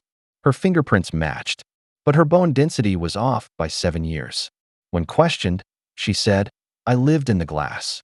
I lived behind your breath." The Dravons had supposedly vanished during Reconstruction, their estate abandoned, burned, then swallowed by the swamp. But urban explorers in the 1990s found a stone staircase in the marsh, leading down, not up. And at the bottom, a single, intact mirror. It did not reflect them. It showed only a blank hallway lined with portraits of people who hadn't been born yet. In 2003, a tech startup obsessed with memory architecture attempted to recreate Dravon mirror tech using AI, feedback loops, and quantum light receptors. The result was catastrophic. Testers reported hallucinations of past lives not their own. One claimed he watched his own birth from behind his mother's eyes. Another said she saw herself crying as an old woman in a white room where the sky was made of moving faces. The project was shut down. All employees signed NDAs.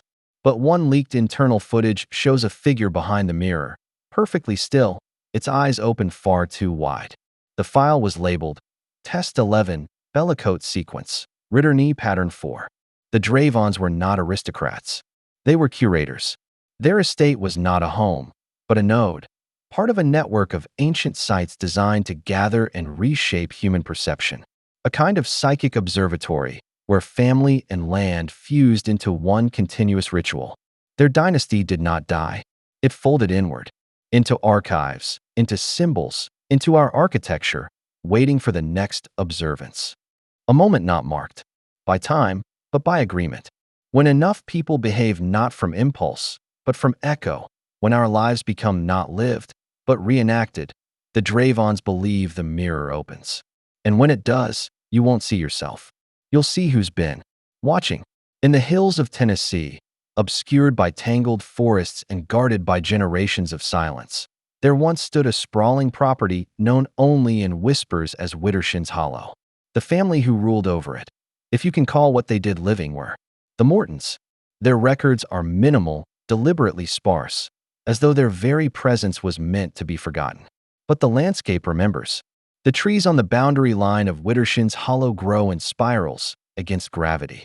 Their bark peels from the inside out, and nothing, not birds, not insects, not even wind, crosses into that zone without consequence. The Mortons were not originally from Tennessee. They arrived in the early 1700s from Eastern Europe under falsified British merchant documents. But their accent wasn't Slavic. It wasn't anything that matched known human languages. Locals noted how their speech sounded like someone learning to mimic English by watching a dream. When they constructed the first house, it was inverted. Not just the windows or the stairs, but the very geometry. Floor plans recovered later revealed rooms with no entrances, staircases that looped, doors that led to bricked walls behind mirrors. And yet, people were heard inside those rooms. Late at night, neighbors would hear chanting, low, rhythmic, like bees humming in Latin. A farmer who tried to map the property went blind in one eye the moment he stepped into the orchard, which bore fruit shaped like small hands. The Mortons had no known employment, yet grew wealthier each year. One theory suggests they were selling silence, a kind of pact paid for in ritual and restraint. Those who gave up their memories, their voices, their identities, could vanish from the world, not just physically, but historically. People whose names appear in one census disappear in the next, not marked as dead or missing, but never having existed. Their graves emit no heat signature. Their DNA never matches descendants. They are voids, deliberately made. The Mortons' specialty was erasure, but not for gain, for ritual. They believed that when enough individuals willingly vanished into history, it created an opening, an aperture, through which nonlinear intelligences could emerge. Not demons, not spirits, but observers that live outside causality. These were not things you summon. They were things you prepared the world to receive. Every erasure was an offering. Every missing person was a seed. The deeper into Morton lineage you go, the more disorienting it becomes. Cousins married strangers who aged in reverse. One diary from 1802 describes a girl who bled ink and a boy who wept numbers that later matched seismic readings in Chile, decades before those quakes occurred. Another letter, preserved in a cave beneath the hollow, references a child who could speak in perfect unison with anyone he locked eyes with, even animals. They called him a mirror tongue.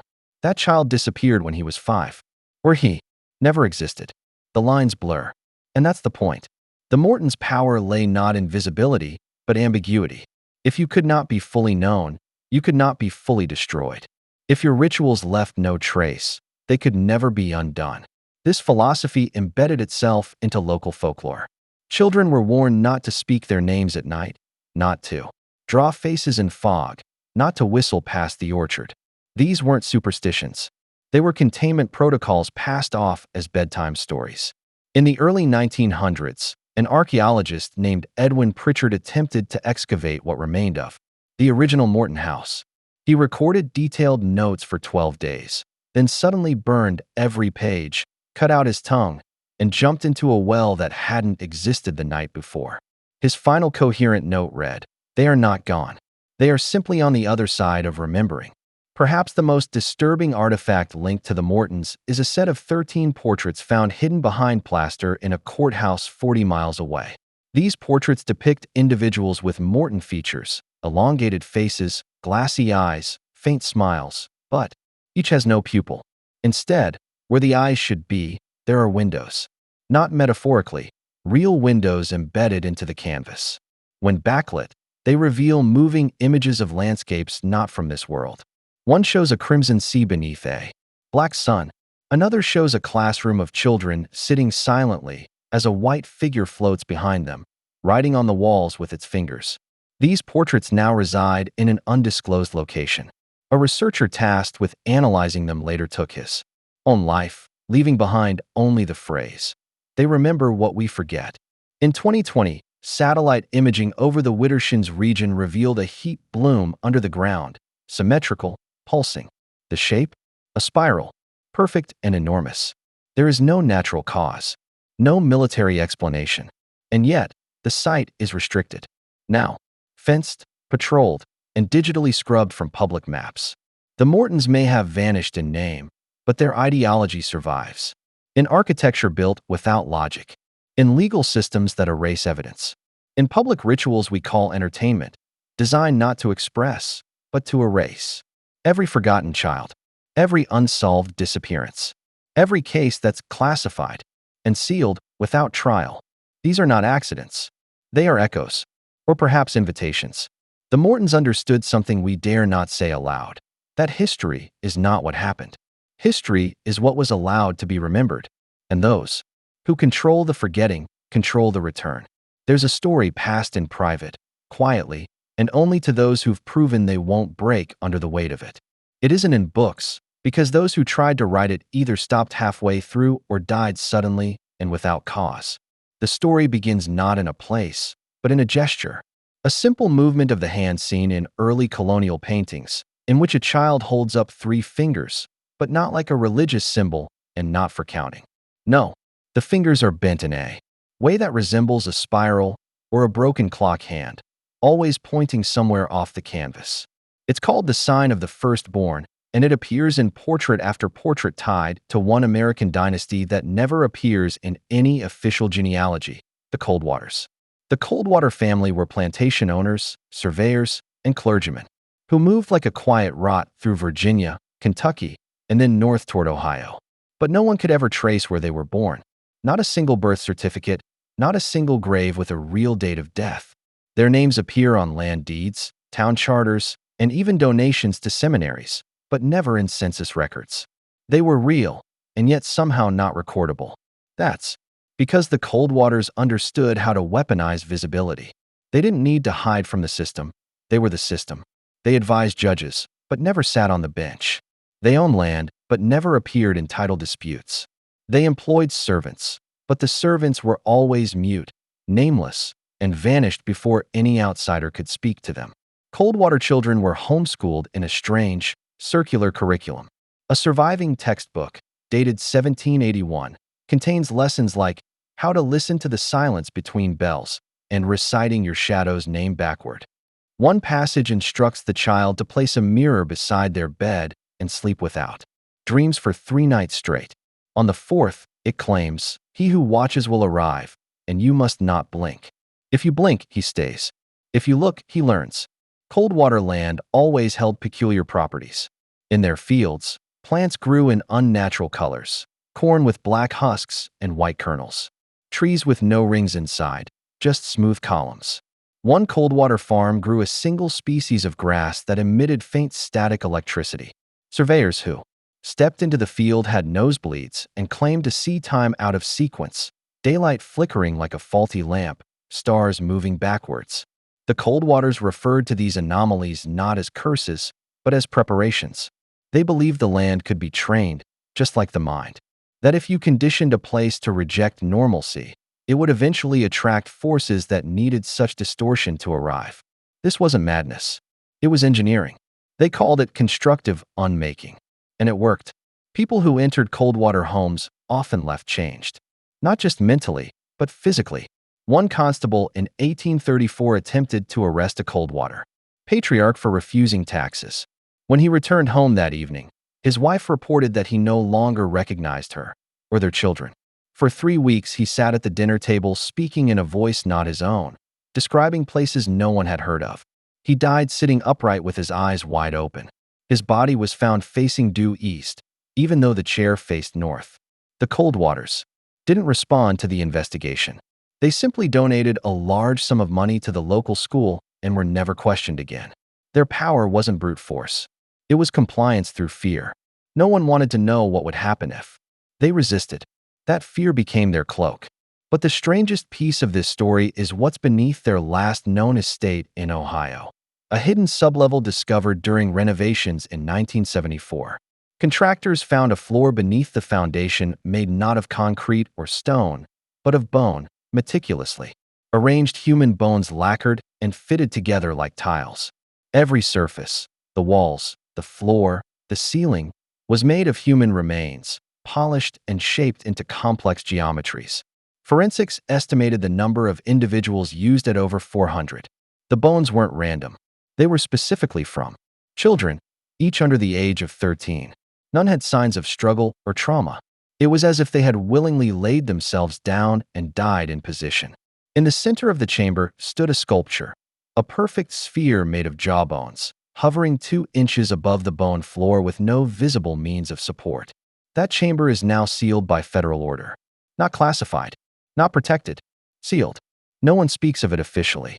But rumors say that people in the town nearby began dreaming of a boy with glass eyes who spoke in whispers too loud to ignore. Several residents went deaf. Dogs refused to go near the old estate.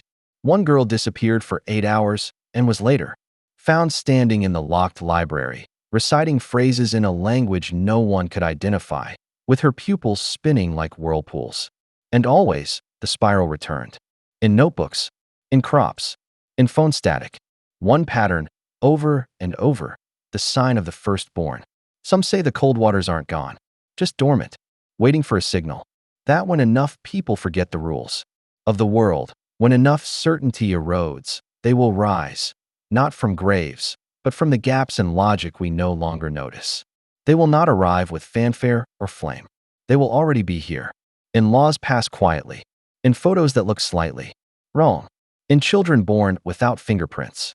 That's how deep the Coldwater curse goes, not as monsters or killers, but as architects of memory, of reality, of the silence that grows louder every time we convince ourselves nothing sinister remains. And so the spiral turns, and the sign waits, and the gesture of the 3 bent fingers keeps appearing, in street art, in children's sketches, in the margins of court documents, all pointing to somewhere just off canvas, just beyond knowing, just ahead of remembering. Now we come to the truth that isn't archived in libraries or whispered in dusty lectures. It is encoded in symbols that surround you every day, patterns that pulse through your lineage, decisions, fears. The final family in our descent into darkness is not a household, not a surname. It is a presence, a lineage of minds, spirits, and bloodlines that stretch not through time like a tree's growth rings, but like veins across a map. The dynasty without a name, one that operates through the shell identities of political puppets, spiritual leaders, and dynastic elites. It is believed that from the 1600s onward, select children were taken, not for sacrifice or labor, but for programming. Deep, layered programming built on trauma, repetition, silence, and symbol. This family cultivated obedience without awareness, created men and women who believed they're free what was intact while their dreams were not their own. They used song as trigger, architecture as containment, and language as a hex. What we know is this. In the records of Puritan New England, several households were listed as stricken by silence, a term denoting an entire family unable or unwilling to speak following exposure to a particular visitor. That visitor, often described as a tall woman wearing bone-colored lace and carrying a lantern with no flame, would stay only one night. And after that, something in the family changed. Generations later, descendants of those families began turning up in bizarre psychological studies, government think tanks, private research colonies in Arizona and Alaska. And one common trait appeared: none of them dreamed normally. Their dreams were cinematic, scripted, recursive. Some even claimed they woke up inside them. This dynasty, that of silence, recursion, and induced dreaming, links directly to certain bloodlines in today's elite circles. Families whose children disappear for years studying abroad, in countries known for no such programs. Billionaires, whose philanthropic missions focus on early childhood education, neuroplasticity, and symbolic play, always under soft language, always framed as benevolence. But the symbols say otherwise. The serpent eating its tail, the clock with 13 numbers, the eye weeping into the ocean. These marks have been carved into courthouses, school foyers, even hospital wards. In 1977, a private satellite, believed to be funded by a private lineage fund out of Switzerland, captured thermal patterns across rural America. What it revealed shook classified circles. Certain properties radiated geometric warmth even in dead winter, spirals and lattice grids that perfectly matched the old glyphs from the 1600s. When mapped, they aligned with cemeteries, old asylum, ruins, defunct train depots, and homes with documented multi-generational trauma. These are not accidents. These are structures feeding something, an intelligence, or perhaps a parasite that mimics intelligence. And at the heart of this web is not a person, not a location, but a pattern. This pattern lives in the way history repeats, how the same atrocities are disguised with new language. And those who belong to this final dynasty don't bear its name, they bear its rhythm. It pulses in their speech, in their obsessions with control, expansion, and correction. You'll find them wherever reform is promised, but silence is enforced. Where memory is overwritten by performance. Where truth is too clean, and secrets are ritualized through silence. They are the dynasty of distortion, and their reach is not. Across centuries, it is in you. In your inability to remember the dreams that wake you sweating. In the strange pull you feel toward ruins, bloodlines, and secrets you never studied but somehow recognize. This family does not want power as we understand it. They want continuity. Unbroken loops of influence where no generation wakes up fully enough to break free. And the final seal, the one that completes their hold, is disbelief. You were taught to laugh at this, to mock it, to call it myth. But here you are, listening, wondering, feeling that chill in your spine because some part of you already knew. You've seen the symbols. You've spoken the phrases. You've heard the music that puts you to sleep when it shouldn't. Evil doesn't just run deep. It runs wide. It smiles through heritage. It whispers through lullabies. And in the quiet, moments between waking and sleep, it waits, not as a demon, not as a ghost, but as an inheritance. Now ask yourself, what family do you really come from?